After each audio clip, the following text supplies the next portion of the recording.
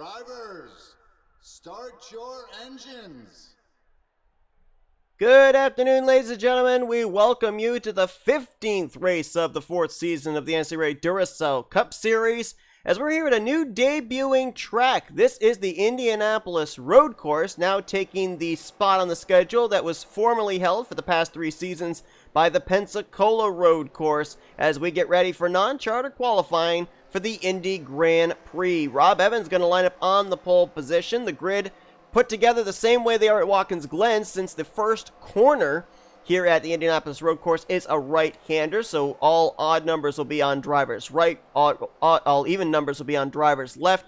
Evans will start alongside of Seth Cole in the 25. You can look it down in the description below for your full starting lineup for today's race, and this is going to be the first time we're going to get to find out what drivers are going to feel like with this road course. But I'll tell you, if we're in for the type of racing that I saw in testing and in practice, we're in for a show. This should be a good one. 15 laps of racing here for the non-charter drivers. May seem like a rather short sprint, but when you consider the fact that this track is over about 2.5 miles in length, it does take them a little bit of time to get around it. And another thing that I noticed as well in those testing sessions, every portion of the racetrack really is a passing area, so it's not going to be that easy for drivers to hang on to their positions, which could make the battle for that final and 6th transfer spot in the closing stage of this race very, very interesting.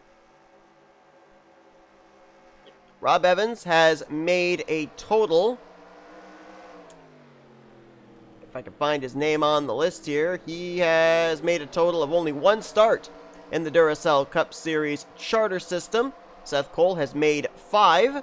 Both of them looking to make it into the field here today with good qualifying positions. That's 15 laps in the Indy Grand Prix qualifying race is green. Let's roll.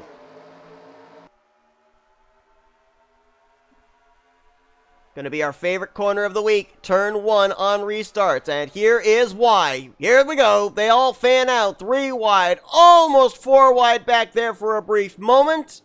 They are 3 wide, though, for the 3rd position. Justin Dearborn, D Schwallenberg, J Dollerton. And Dollerton was the biggest loser on that. He's now under fire from some S Ozkan. Here comes D Voyles as well. They're still 3 wide behind him. D Poteet trapped in the middle. N Amoedo to his left. J Taurus to his right. They'll get it settled out here as they head into one of the faster portions, this longest straightaway in the infield area. Evans did indeed hold off Seth Cole. He is still the leader. Cole back to 2nd. Justin Dearborn's now up to 3rd. D Schwallenberg in 4th. Now he's going to put the pressure on Dearborn for the 3rd spot. S Ozkan right behind him as well. So this is 3rd through 5th in your shot right at the moment. The 07, the 46, and the 70. Now it's going to be D Voyles catching up to S Ozkan. That's going to be a battle for the 5th spot.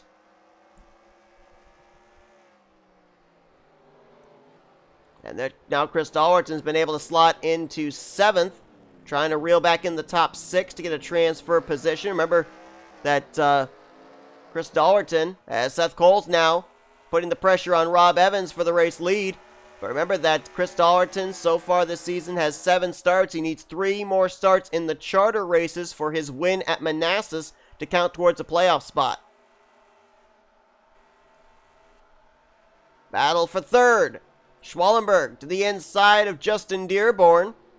I don't know if you necessarily consider it the inside. It is the inside of the right-hander, but then you got a left and then another right-hander, and looks like that was a pass that was able to be made there.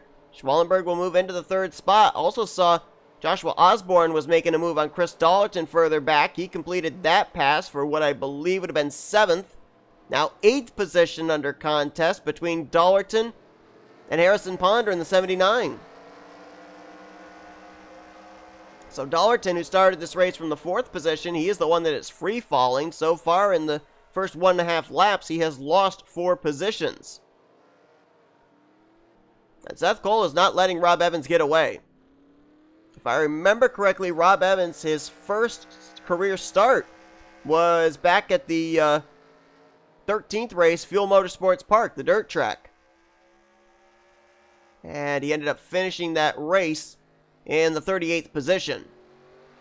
So certainly looking to not only qualify his way into another race, but do infinitely better than he did in his Duracell Cup Series debut. But Seth Cole, Evans is good in the first half of the course. Seth Cole is better in the second half. And he's got the run down this front straightaway. We'll see if he's close enough to take a peek down to the inside line for position. Another couple of battles behind them. Dearborn against Schwallenberg.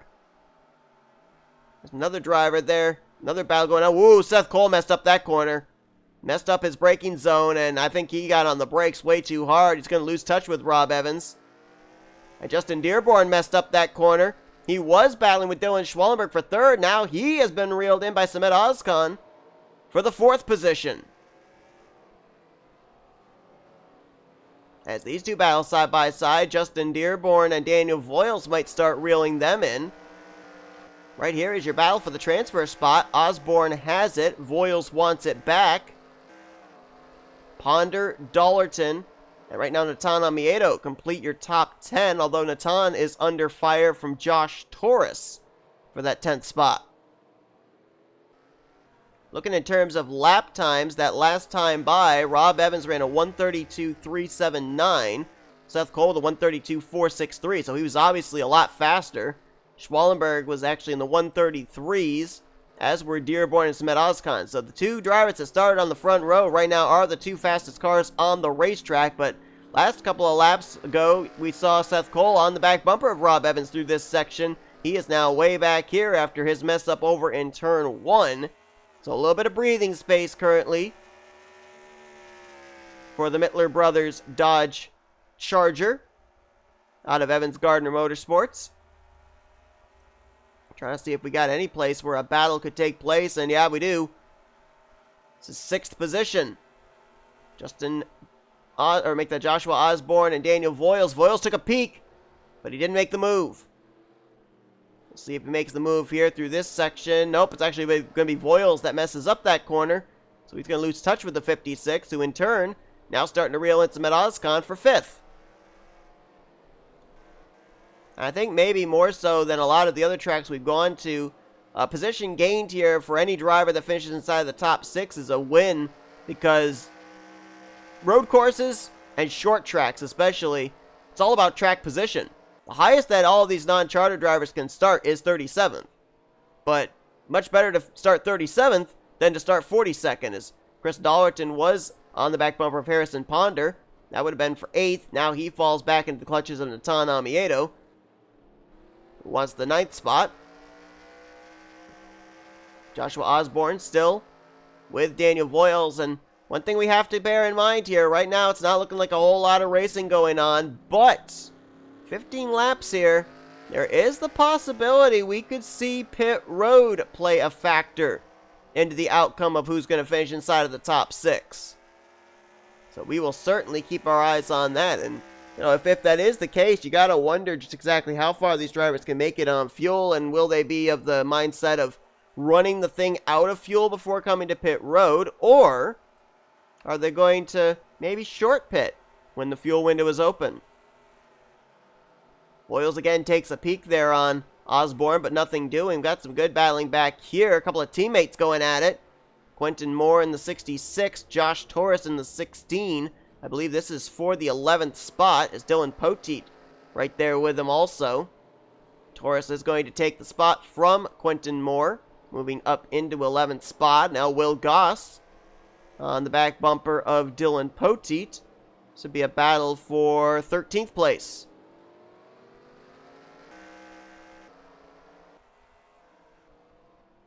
Mention the fact that this race is replacing what was formerly Pensacola Road Course on the schedule. A couple of drivers were disappointed to see Pensacola off the schedule, but a lot of other drivers kind of rejoiced. That very dreaded turn 1. And there was another corner there on the back straightaway of Pensacola that gave drivers headaches as well. We're seeing here drivers not have quite as much difficulty getting around the Indianapolis road course, but things are certainly spread out. There's no doubt about that. We got a couple of intermittent battles here and there. Something says to me, not only today, but more than likely tomorrow, it's going to be pit road. That's going to be the star of the show. as to who's going to finish where. So Z Ozkan, big run here, ducks to the inside of J Dearborn. It's maybe a no contest as Z Ozkan looking for 4th place. He's got the advantage into this corner, punches the throttle, and will clear. Dearborn for that spot, so move the Aris Toyota up a little bit further into the top 5. Harrison Ponder was on the bumper of Daniel Voyles for 7th, but looks like he will not be able to capitalize just yet. Kind of looks like for the drivers here, it's all about in the second half of the road course setting up for the front straightaway. First half of the road course, it's about maintaining the status quo, managing the gap, kind of keeping it at least manageable between you and the car that you're trying to battle. And slowly, it's almost looking like Seth Cole might be reeling Rob Evans back in again. Evans has been a tick quicker the last couple of laps, but Seth Cole's managed to keep it around 1.3 seconds. And of course, right now, Seth Cole just kind of hoping that Rob Evans makes a mistake. If Rob Evans is able to keep all 4 tires on the racing surface and continue to turn these consistent lap times, I think he's got this win locked up, barring a possible pit road miscue as well. Fastest car on the track right now, though, is the 70 of C Ozkan. That last time by, he ran about half a second faster than some of the drivers ahead of him, with the exception of Rob Evans, who actually just laid down his fastest lap of the race. A 132.232. Ironically enough, though, it may have been his fastest lap of the race, but it was just a little bit slower than Seth Cole. And when I mean a little bit, I mean 7 1/1000ths. That little of a little bit. So they almost basically ran identical lap times. D Schwallenberg, looking for his 4th start of the season for DCW Racing. And now he is under fire from C Ozkan, who, boy, if Sumet's able to get around Dylan Schwallenberg and have 8 laps to be able to try and reel in the top 2, I don't know. Sumet may have something to say about this win in the non-charter race. C Ozkan has 5 starts in the main event. Right now, Chris Dollerton obviously has the most with 7. Dawson Wise, C Ozkan, and Seth Cole have the second most of the non-charter drivers with 5 apiece. And right now, Seth Cole and C Ozkan looking to increase that to 6.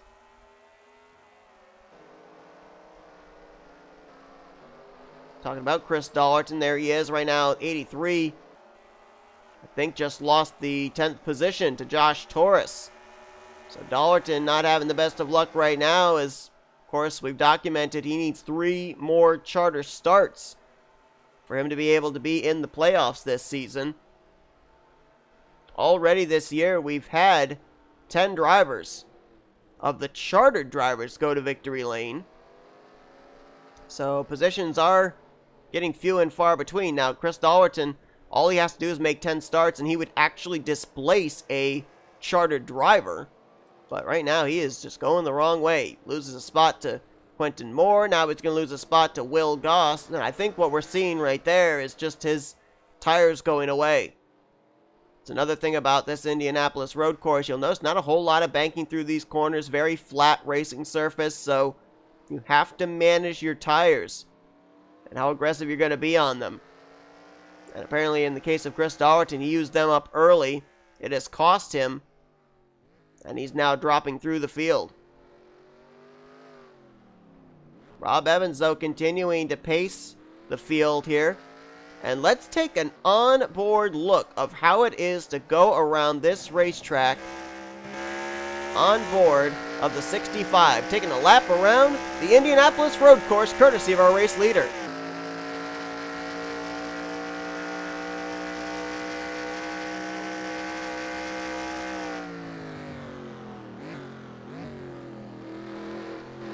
Sound like a shift down to second gear through these corners. Low enough that you're able to turn the car, but not too low that the rear tires are going to spin. Still remaining in second gear all the way through this section. We'll see if he gets up to fourth gear on the straightaway. Up to third. And he does hit fourth gear just before hitting the braking section of the left-hander.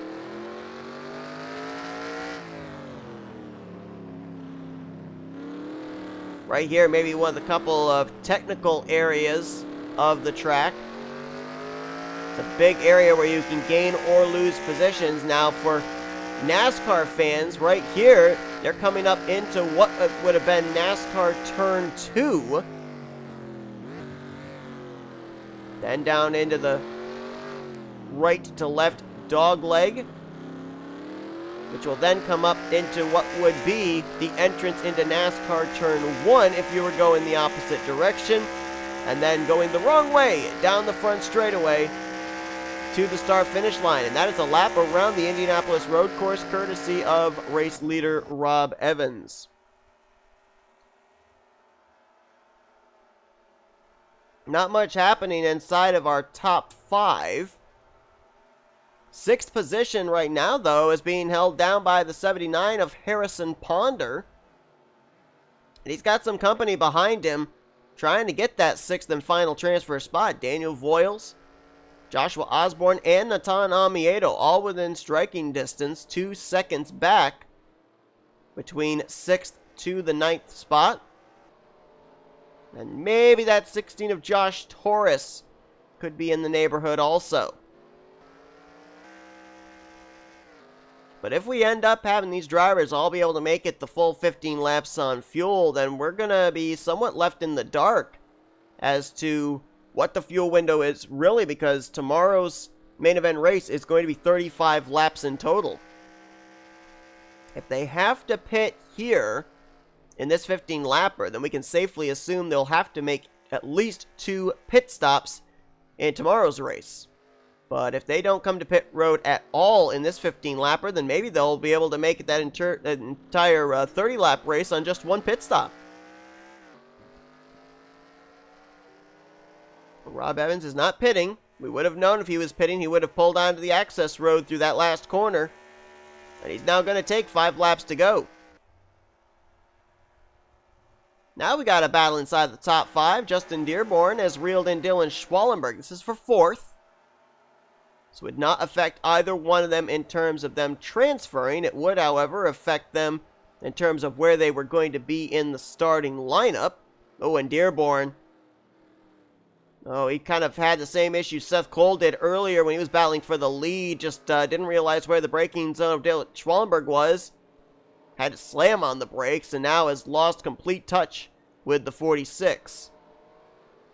Looks like more battling going on for 7th place than it is for that transfer spot. And of course, in this system, 7th place is basically the first loser, the first driver that misses out. Osborne did get around Daniel Voyles to take the spot. We'll see now if he's got enough underneath the hood of that Mopar Dodge to get up there to Harrison Ponder and wrestle away that 6th transfer position. Right now, though, in terms of manufacturers, something somewhat democratic up here. You got a Dodge leading this race, Chevy in 2nd, Toyota's in 3rd and 4th, a Ford in 5th, a Toyota in 6th, a Ford in 7th, a Dodge in 8th, then a Ford and a Toyota completing the top 10. Really only just kind of lacking in Chevrolets up here right now. Seth Cole's the only bow tie inside of the top 10. Let's drop back towards the rear of the field, see if any drivers may have run into issues here, as we have so far run 11 laps caution-free. Brad Stover right now is the last car in the field, still on the lead lap and still appears to be up to speed. May have just been the lack of good starting track position. Adam Sampsell's back here along with T Gehrdes. Tyler was in last week's race at Charlotte in the Coke 600. Michael Roode's back here, and how about Michael Wayne Self? Or make Michael Wayne Robinson. Wow, good job, me. Michael Wayne Robinson all the way back here in 22nd, and why that kind of stands out to me is Michael Wayne Robinson has been able to make it into just about every single one of the charter events that he's been in the running to qualify for. And it doesn't look like it's going to be the case here in this one. Got some battling going on back here, at least, with Tristan Allen now making a pass on Pedro Lucas. I think that was for 16th. Talked about Dawson Wise, tied with Seth Cole and S Ozkan for 5 starts in the charter races this season. But right now, the Michael Norman Motorsports entry mired back in 16th place. Actually make that 17th place. There's RJ Bishop. Of course, had that breakout race back at Michigan, finishing second in a photo finish in the non-charter event, and then finishing second to his teammate, which was Adam Garcia, in the charter event the following day. Right now, he's in the 15th spot. Will Goss going to make a move there. A couple of Camrys battling it out for 11th, I believe this is. And Will Goss is going to take the spot away from Quentin Moore, so one step closer towards the top 10. Dylan Poteet looking to do the same. Poteet, a former playoff contender all the way back in Season 1. Has only made 2 starts in the charter system this season. That team desperately looking for a charter next year. Looks like our battle for second place may be the battle to watch here in the closing stages, as the gap has opened up mightily between Rob Evans and Seth Cole, but S Ozkan continues to chip away at the 25 for the runner-up spot. That last time by, he ran almost a half second faster than Seth Cole did, and you could visibly see he's closing the gap right there. You can just see the back bumper of the Liberty University Chevrolet. So S Ozkan is closing in on Seth Cole. However, he is 4.3 seconds back last time by. I don't think he's got enough time. If he gets around Seth Cole, I don't think he's got enough time to reel in Rob Evans. Dearborn and Schwallenberg back at it again. Remember, Dearborn had to check up for Schwallenberg in turn 1 the last time we saw this battle. We'll see what he does here. Does he step out of line? This time he does. So Dearborn wants the 4th spot from the 46. Looks like he's easily going to take it here. So move Dearborn up another position. That would now move him into a starting position of 40th rather than 41st. Which I don't know if you'd really want. Just kind of thinking out loud here, I would almost think you'd want to finish of the top 6 in an odd number position, 1st, 3rd, or 5th, because that would then mean that you were going to be starting 37th, 39th, and 41st for the main event.